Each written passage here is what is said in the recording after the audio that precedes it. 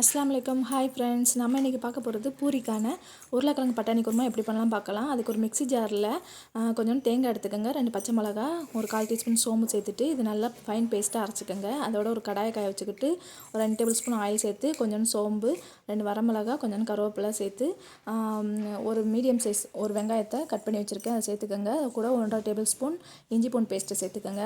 சேர்த்துட்டு நல்லா வதக்கிவிடுங்க. இது கூட 2 தக்காளி, பழுத்த தக்காளியை சேர்த்துக்கோங்க. தேவையான அளவு உப்பு சேர்த்துட்டு நல்லா கிளறி விடுங்க. இது கூட 1 டேபிள் ஸ்பூன் மிளகாய்த்தூள், 1/4 டீஸ்பூன் மஞ்சள் தூள் சேர்த்துக்கோங்க. சேர்த்துட்டு தேவையான அளவு தண்ணி சேர்த்துக்கோங்க. சேர்த்துட்டு நல்லா கிளறி விட்டுட்டு ஒரு மூடி போட்டு கொதிக்க விடுங்க. இந்த டைமில் இந்தளவுக்கு நல்லா கொதிச்சதுக்கப்புறம் இது கூட நம்ம அரைச்சி வச்சுருக்க பேஸ்ட்டை நம்ம சேர்த்துக்கலாம். இதுக்கப்புறம் மூடி போட்டு ஒரு 5 மினிட்ஸ் கொதிச்சா போதும். இது கூட ஃப்ரெஷ் பட்டாணியும் வேக வச்ச பொட்டேட்டோவும் சேர்த்துக்குங்க. சேர்த்து நல்லா கிளறி விட்டுட்டு இதுக்கும் ஒரு 5 மினிட்ஸ் கொதிச்சா போதும், இன்னும் சீக்கிரம் வெந்துடும். அதுக்கப்புறம் கொத்தமல்லி தூவினோன்னா நம்மளோட குருமா ரெடி ஆயிடுச்சு. இப்போ நம்ம பூரிக்கு பார்க்கலாம்.